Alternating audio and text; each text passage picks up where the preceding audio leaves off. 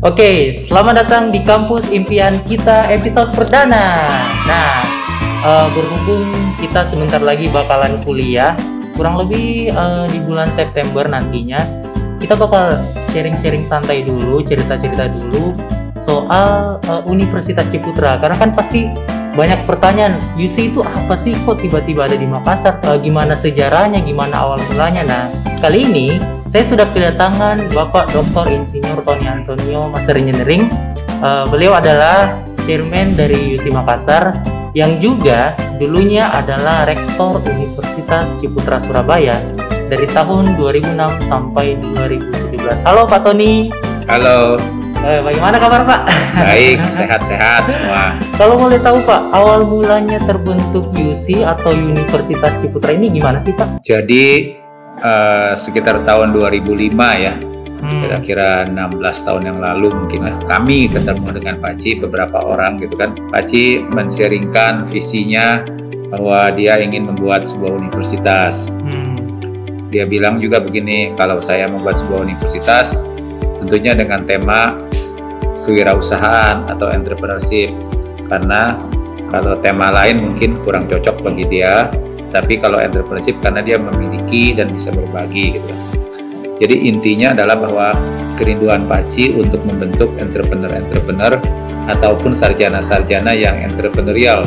Jadi waktu itu kita coba mandat ini, amanah ini kita formulasikan, kemudian kita buat menjadi Universitas Ciputra. Itu kelihatan dari tagline-nya, Creating World Class Entrepreneur. Jadi kita sih udah mencoba mempelajari semua sekolah-sekolah entrepreneur yang kita bisa pelajari, baik di Indonesia, terutama yang di Singapura gitu kan. Terus juga kita ikut Roundtable Entrepreneurship Education. Jadi seluruh dunia itu ada 5 roundtable itu kan.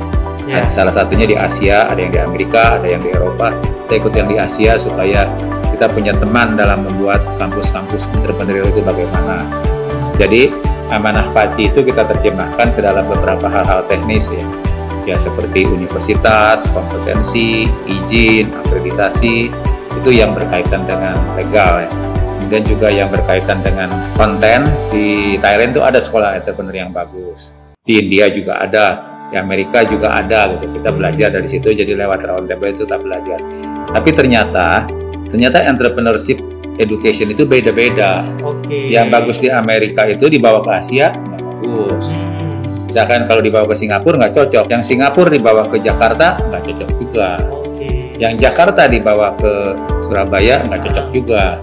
Yang Surabaya dibawa Makassar nggak cocok. Jadi maksud saya ada bahagian yang cocok, yang core-nya itu cocok, tapi ada beberapa bagian yang enggak. Jadi ada konteks, ada muatan kontekstualnya gitu kan, konteks setempat. Akhirnya tahun 2006 itu kita membuat suatu kurikulum yang khas UC Surabaya gitu kan. Itu sudah dilakukan evaluasi, perbaikan, beberapa revisi gitu kan. Nah, itu sih ceritanya yang pertama. Jadi nanti kalau kami mau bawa lagi ke tempat lain, ya kita harus pelajari tempat lain itu lebih lagi supaya muatan itu bisa pas gitu. Pak Tony, kalau boleh tahu nih, waktu pertama kali Pak Ciputra memberikan amanah, memberikan tanggung jawab di Universitas Ciputra Surabaya, bagaimana perasaannya waktu pertama kali itu Pak Tony? Waktu itu saya jauh lebih muda dari sekarang ya. 16 tahun lebih muda lah ya. Pada dasarnya saya pendidik. Saya ini berlatar belakang pendidik, bukan dari perusahaannya Pak Ci gitu ya. Kita sangat senang karena ini merupakan salah satu bentuk pendidikan yang menarik dan baru gitu ya. Pendidikan entrepreneur saat itu belum ada yang memulai. Kalau sekarang kan udah banyak. Menariklah membuka sesuatu babat alas, membangun dari nggak ada itu menjadi ada, dan juga kita bisa menanamkan konsep-konsep yang dasar bukan hanya untuk sebagai kompetensi sarjana, tapi juga entrepreneurial skill itu menarik sekali. Apa saja pencapaian yang sudah didapat di Universitas Ciputra Surabaya Pak? Sebetulnya pencapaian itu pencapaian bersama lah ya, bukan pencapaian saya. Pencapaian dengan teman-teman, para warek, para dekan, para kaprokdi gitu kan. dan juga dengan bapak-bapak ibu dari yayasan. Jadi itu sebetulnya tim effort dan tim sukses gitu ya. Dari sisi legalitas kediktian gitu kan. Kediktian kita udah dapat A gitu ya, universitasnya udah dapat A, jurusan bisnis, terus jurusan PCD, jurusan komputer sudah dapat A juga. Kemudian juga kita melihat bahwa dari sisi alumninya ada yang melakukan startup dengan baik gitu kan, udah buka usaha, ada yang maju. Kemudian yang family business juga banyak yang kembali kepada keluarganya, meneruskan bisnis keluarganya dan bisa menjadi inisiator inovatif di family bisnisnya. Ada juga yang beberapa orang sudah bekerja, ada yang jadi GM di sebuah hotel besar di Singapura, ada yang jadi manajer di perusahaan online yang besar gitu. Apa sih alasannya kenapa Universitas Ciputra memilih Kota Makassar, Pak Tony? Dari sisi penjangkauan, maka Kota Makassar ini di wilayah timur Indonesia ini kota yang besar kan, untuk terbang ke timur ya. Jadi kalau kita ingin mencapai seluruh Indonesia Timur, mungkin kita perlu berada di Makassar gitu. Kemudian juga secara emosional, Makassar ini kan tanah Sulawesi, nah, Paci kan putra Sulawesi gitu kan. Jadi membawa visi Paci ke tanah kelahirannya kan juga sesuatu yang gimana gitu ya. Tidak mudah memang membuka kampus di tempat lain gitu kan, karena perlu investasi, perlu kajian gitu kan.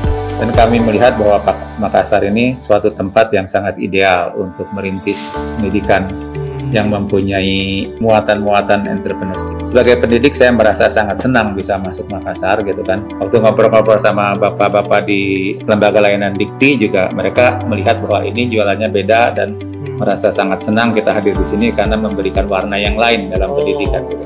Nah, kan Pak Tony sudah cukup lama ya di Makassar. Makanan favorit di Makassar apa, Pak? Kalau saya mungkin jalang kote. Jalang kote. Sebetulnya coto enak ya, cuman kan mengurangi makan daging. Pak Tony, terakhir nih, buat anak muda di Kota Makassar, kira-kira Pak Tony punya pesan khusus tidak? Mumpung masih muda, belajarlah banyak-banyak gitu. Kalau bisa kuliahlah gitu, karena itu merupakan investasi. Tapi kalaupun nggak mampu, usahakanlah meraih beasiswa dengan berbagai macam cara. Semakin orang punya banyak ilmunya gitu kan, pegangannya, ada kredibilitas, kompetensi, akademik segala macam, itu dia semakin siap menghadapi kehidupan. Pendidikan itu bukan melatih orang bekerja. Pendidikan itu bukan melatih orang berusaha. Tapi pendidikan itu melatih orang untuk hidup dan survive dalam kehidupan. Jadi kalau kita serius tentang kehidupan, kita mesti serius mempersiapkannya. Kalau mau serius mempersiapkan kehidupan, seriuslah belajar siap. Baik, wah itu luar biasa sekali kalimat dari Pak Tony Antonio. Ini benar-benar menjadi semangat, acuan buat para anak muda di Kota Makassar. Pak Tony, saya ucapkan terima kasih sekali. Siap. Karena sudah sharing-sharing dengan kita semua mengenai awal mula terbentuk UC, kenapa UC memilih Kota Makassar, bahkan tadi banyak kalimat-kalimat yang menjadi motivasi buat anak-anak muda seperti kita semuanya. Akhir kata saya tutup, terima kasih, salam entrepreneur. Salam entrepreneur.